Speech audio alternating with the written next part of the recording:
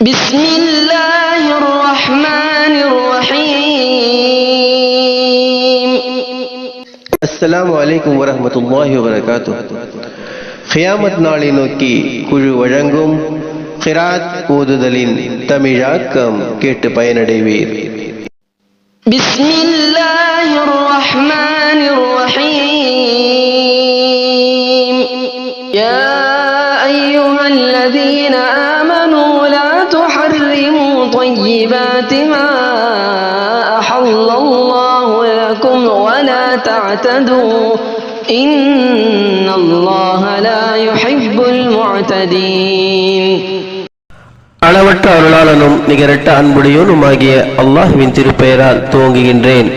மோமின்களே, அல்லாஹ் உங்களுக்கு ஹலாலாக்கி ஆகுமாக்கியுள்ள பரிசுத்தமான பொருட்களை ஹராமானவையாக விலக்கப்பட்டவையாக ஆக்கிக் கொள்ளாதீர்கள்.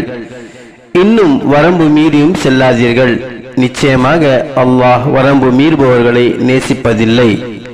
وَكُلُوا مِمَّا رَزَقَكُمُ اللَّهُ حَلَالًا طَيِّبًا وَاتَّقُوا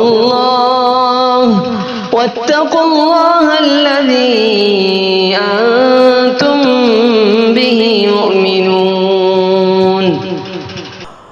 அல்லாஹ் உங்களுக்கு அனுமதி அளித்துள்ள ஹலாலான நல்ல பொருட்களையே புசியுங்கள். நீங்கள் ஈமான் கொண்டிருக்கும் அல்லாஹுக்கு அஞ்சி நடந்து கொள்ளுங்கள். لا يؤاخذكم الله باللغو في أيمانكم ولكن يؤاخذكم بما عقدتم الأيمان فكفارته إطعام 10 مساكين من أوسط ما تطعمون أهليكم أو كسوتهم أو تحرير رقبة فمن لم يجد فصيام 3 أيام ذلك كفارة أيمانكم إذا حلفتم واحفظوا أيمانكم كذلك يبين الله لكم آياته لعلكم تشكرون. உங்கள் சத்தியங்களில் வீணானவற்றிற்காக அல்லாஹ் உங்களை குற்றம் பிடிக்க மாட்டான். எனினும் ஏதாவது ஒன்றை உறுதிப்படுத்த செய்யும் சத்தியங்களுக்காக அவற்றில் தவறினால் உங்களை பிடிப்பான். எனவே சத்தியத்தை முறித்தால் அதற்குரிய பரிகாரமாவது, உங்கள் குடும்பத்தினருக்கு நீங்கள் கொடுக்கும் ஆகாரத்தில் நடுத்தரமானதை கொண்டு 10 ஏழைகளுக்கு உணவளிக்க வேண்டும், அல்லது அவர்களுக்கு ஆடை அணிவிக்க வேண்டும், அல்லது ஒரு அடிமையை விடுதலை செய்ய வேண்டும். ஆனால் இம்மூன்றில் எதனையும் ஒருவர் பெற்றிராவிட்டால் அவர் 3 நாட்கள் நோன்பு நோக்க வேண்டும்.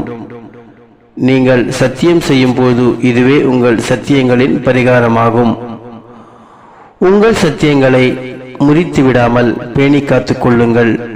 நீங்கள் அல்லாஹுக்கு நன்றி செலுத்தும் பொருட்டு அவன் தன் அத்தாட்சிகளை ஆயத்களை உங்களுக்கு இவ்வாறு விளக்குகின்றான்.